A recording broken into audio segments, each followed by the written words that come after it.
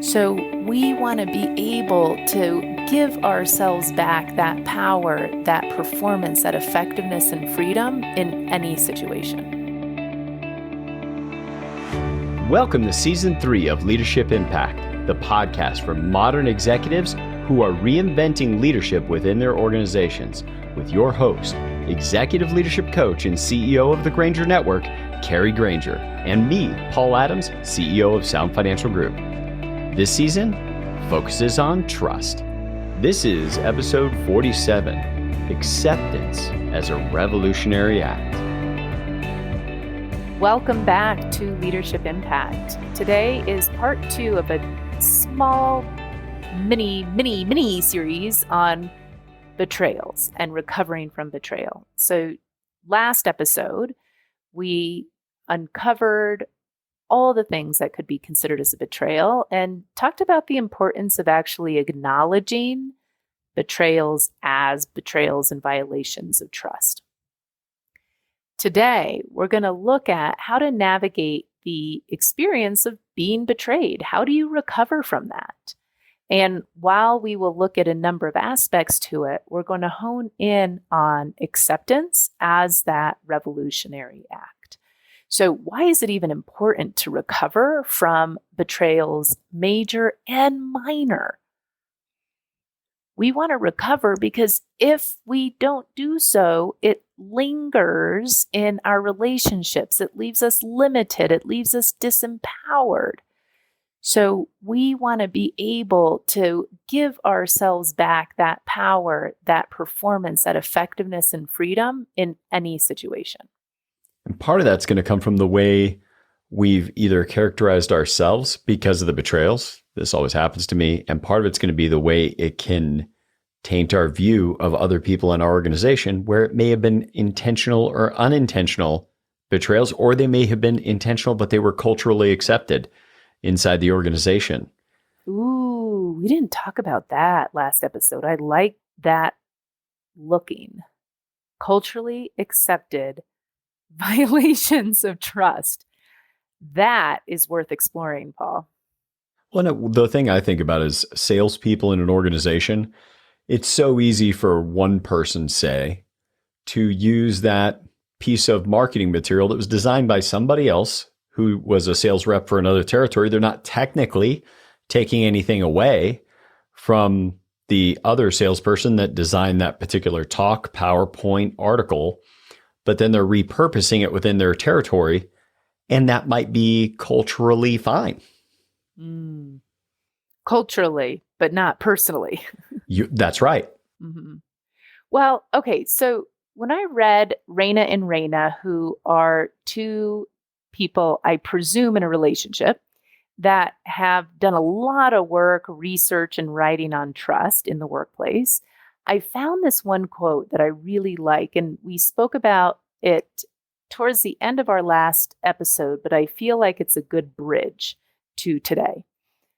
Through our own self-exploration and self-awareness, we are able to shift out of the negative feelings of betrayal and view them as a stepping stone to personal and even spiritual growth. Okay, so how do we overcome violations of trust? And what's a reasonable expectation for how long something like that could take? I don't think, in my experience, I have been able to overcome major violations of trust in one sitting. For me, it sometimes has been months. The more minor ones could maybe happen in a sitting or a day or a few days. And when we don't work through it, we can live with those violations for decades, even a lifetime. Have you ever met the people that talk about the violations or betrayals that have happened to them that have defined the rest of their life? It's so funny you say that, because the first thing I thought of when you brought it up about the ones people carry with them is they not only carry it with them, but they speak about it in a way that continues to put it in their future. Oh, that's so interesting. That's true. It happened this way. And from now on, I can never, ever again engage with people who wear red hats. No, that's making it too small. I can never again engage with, I just don't trust bosses or companies bigger than 500 people or the opposite gender or Yes. the same gender. Or, it can define the rest of your life. I don't trust myself. And so once they've identified it, they're aware that they've at least labeled it. It's a minor violation that was unintentional.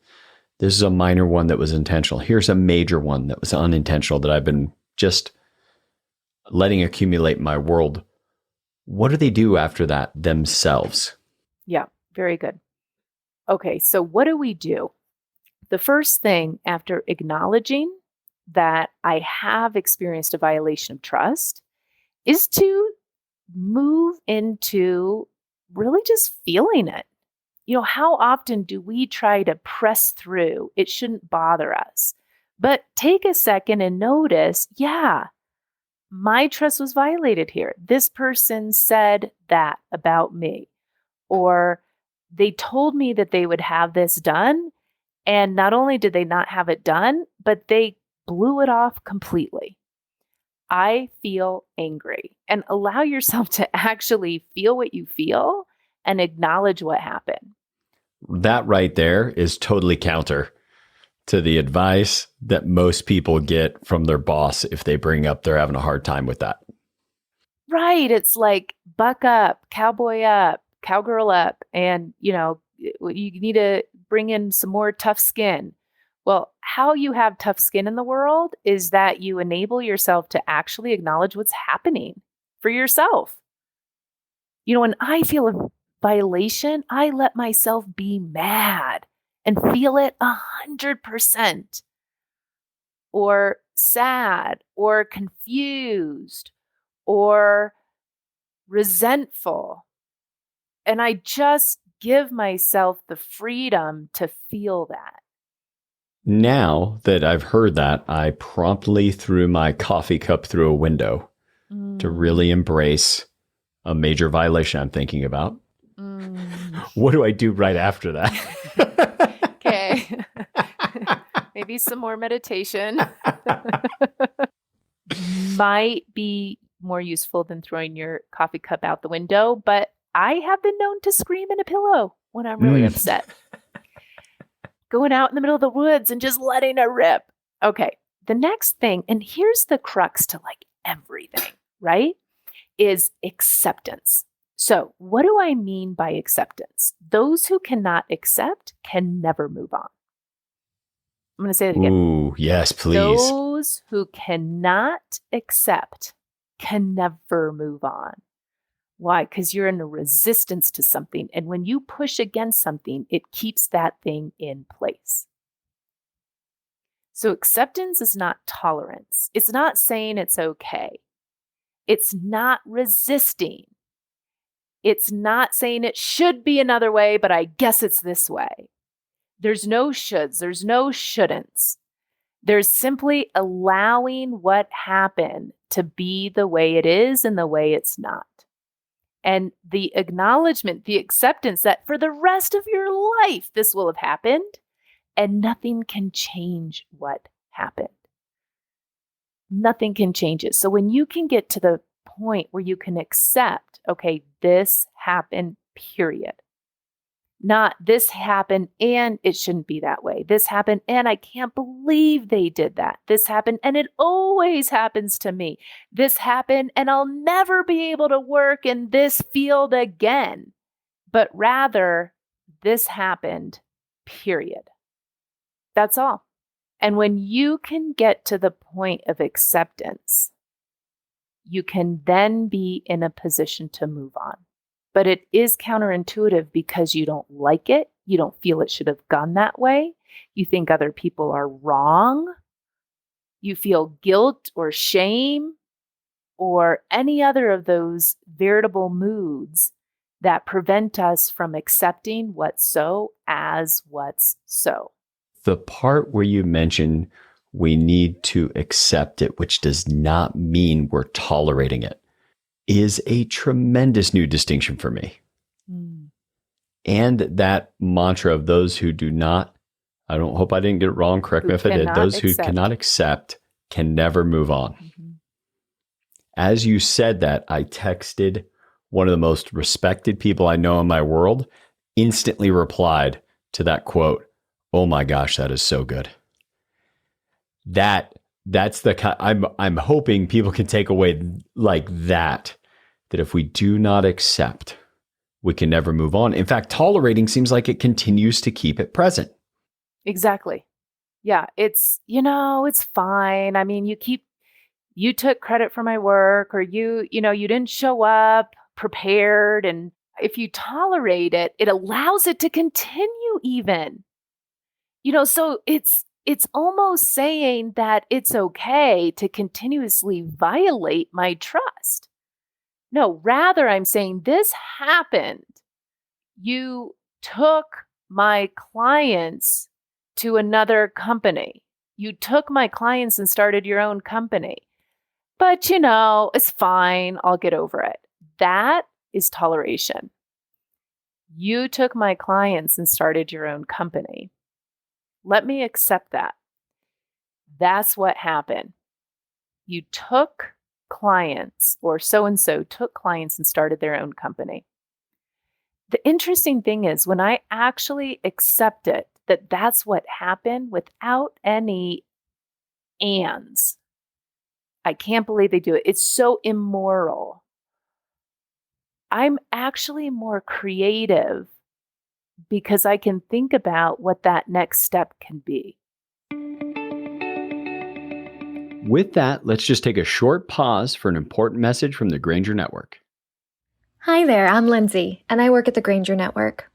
So many people think of the human parts of us, our moods and feelings and personalities, as something to be handled, controlled, set aside in the name of results.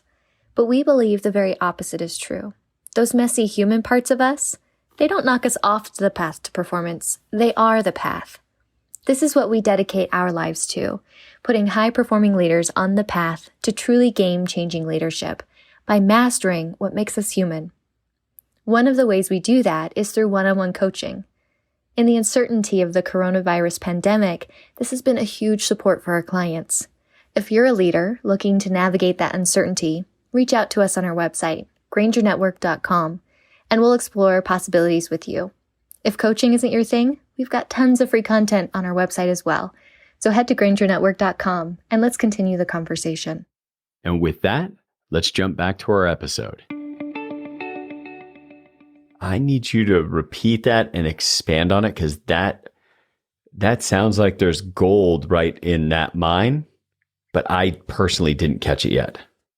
Yeah, Paul, in looking at what you just said, that toleration keeps the thing in place.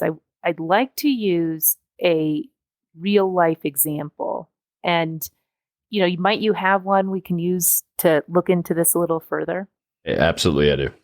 So there's and this has happened multiple times during my career. Meet somebody, they're just getting started in the financial services industry, mentor them, help them grow, give them resources. Now they're making six figures, and now they operate as if I was not a major contributor to the level of success and lifestyle even that they have now. Right. And is this a current situation for you? No, these are some of them years old, but I got to say they're still there for me. Like I do think about it consistently when engaging new people or new potential relationships, and I withhold from some of those future relationships of not giving them quite all the resources or the coaching on how they maybe could be more effective with their clients, because I've seen so many times that if I give them that feedback and put them in the position where the feedback itself creates a breakdown for them, or they just use it and move on and there's no future acknowledgement, then I just tend to not go all in investing in those people or those relationships. Okay, I'm going to go out on a limb and say this is current. Of course not, Of but course maybe. not, but maybe. Okay, well, this is such a good example. I have had that same experience in my life. So let's look at the difference between toleration and acceptance. I would say up until I would say actually you've been tolerating it. You've been tolerating that this happens, and you've been then deciding future actions based on other people's past actions. Yeah. And before we started talking about it, Kari, it felt like it's in the past because now I just don't do those same interactions to pour into people the same way I used to. Yeah. And does that leave you any less fulfilled in life than what it could be? Yeah, it really does. Because I do the people who I have enough trust with that I can still pour into like that. I was helping somebody with a client yesterday and just told them how much I love making a difference for someone that I know will make a difference to people for years and years and years because I made a difference for one person. Good. So let's just look, if you're willing, 2 different routes of acceptance on this. Okay. I am willing. Okay, good. One route would be the acceptance that when you pour into someone and mentor them and teach them everything that you know, they can leave and never acknowledge you again. And that will be the case for the rest of your life. And whether it's the case or not, same to you. Okay. Okay, that's one level. Like getting yourself to the point where whether the person acknowledges me or not, it's the same to me. And it's equally probable that they will or they won't. And that's a phenomena of mentorship. Okay, that's one path. Another path is, let's call this person Jerry. I poured into Jerry, and Jerry became successful and never acknowledged me again. Period. Now, either one of those, if you kind of wrap your head around, gives you a sense of peace and opening. Yeah, I think the first one for me, that idea of starting from fully accepting that is how it is. That people get mentored, that they get poured into, that there are differences made for them, and they may or may not, with no likelihood or judgment about it, I still enjoy doing it. Yeah. And maybe the only thing about that minor betrayal that has been a problem for me, or the major ones that are in the similar vein, are around my expectation it would be different. Now, here's the next piece, is you recover your responsibility and power in the way that you respond. That it's your place to look and to respond to what happened. One way of responding is to withhold in the future. Seen me do it. Okay. And if you got to the point where you could really accept this is part of the cycle of mentorship, you've been shaped and developed in ways, and maybe you've acknowledged the people you think of, and maybe you haven't. Yeah. So if you get to that point and you recover your part in all this and your ability to respond, what are other ways just different actions you could see to take that you haven't seen before? Well, one I can think of is I'm thinking of a particular person that I'm helping and mentoring now, where I have held back giving some of the feedback for some of the same risks I've had in the past, because some of those people that now have this tremendous difference in the way they run their business or interact with their clients, it really took something to get through a barrier for me to work through a barrier with them to get them to that new level of performance. And so I could see when I'm thinking of this person I'm helping that I am mentoring right now, and being able to say to her, almost like asking permission ahead of time, but saying, this is the first thing that comes to mind, and it could be dead wrong, but just going to her and saying, hey, I need to start off by just apologizing a little bit, because I've wanted to give you some feedback over time. And I haven't taken the time to do that because of some of these other events that have occurred.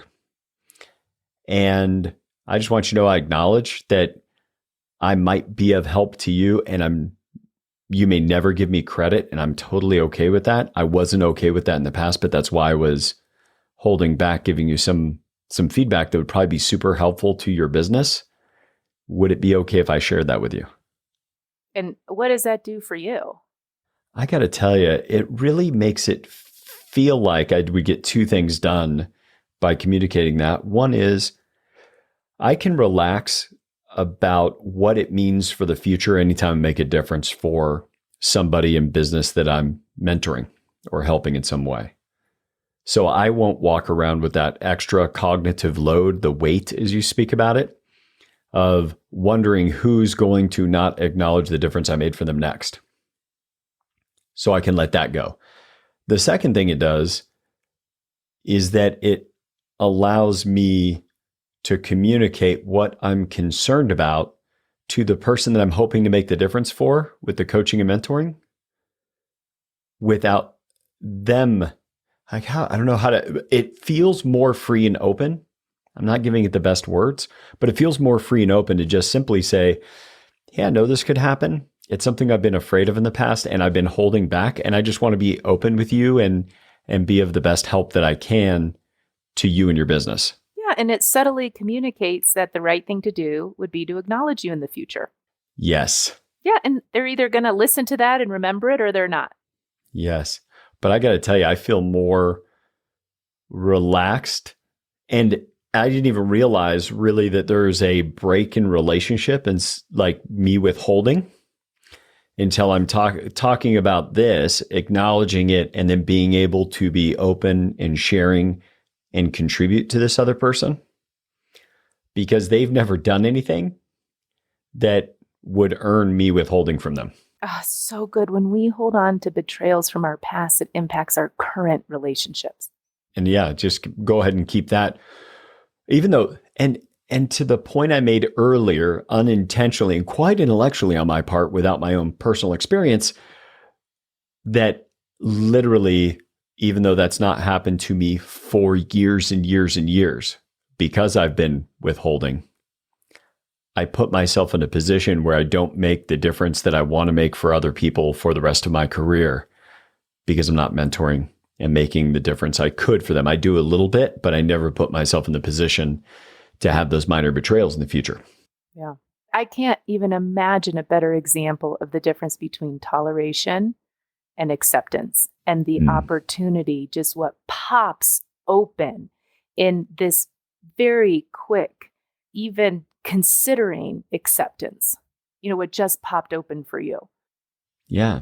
Yeah. I mean, I actually feel better about something that I had not realized I was carrying around and tolerating. I once we're done recording today, I've got a phone call or two to make.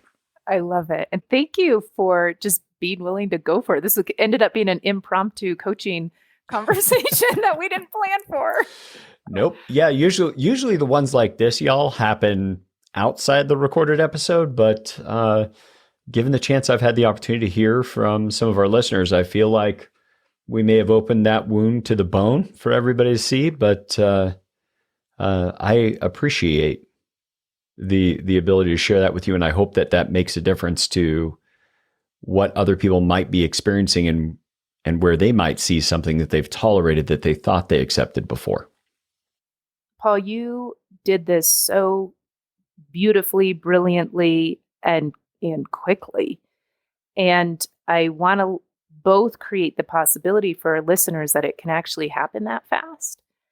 And, things that are a little bit more raw, recent, major, those that shake us to the core, going through getting to a place of acceptance can take a long time. It can take months in some cases. And recovering from betrayal is possible in even those instances. I have heard remarkable stories throughout history and just in my network of people who have been able to recover from enormous betrayals. The key is through acceptance. And, the acceptance is really the turning point. Before that is you've got to acknowledge and bring it to awareness. After acceptance, and kind of happens while we do it, we begin to recover our responsibility for how we're going to relate to the betrayal moving forward. And then the last piece is really to start to take action, which is what you've already begun speaking about. It's almost natural. Once you get to that place of acceptance, you do recover your capacity to act, your responsibility, and how you're going to respond. And almost immediately, you begin to see new actions to take. And thus, the title of our episode, Acceptance as a Revolutionary Act. Well, this time, I'm going to thank you specifically for the contribution to me and to our entire audience. And we hope that for all of you, this has been a contribution, like it has been to me today, to your leadership impact.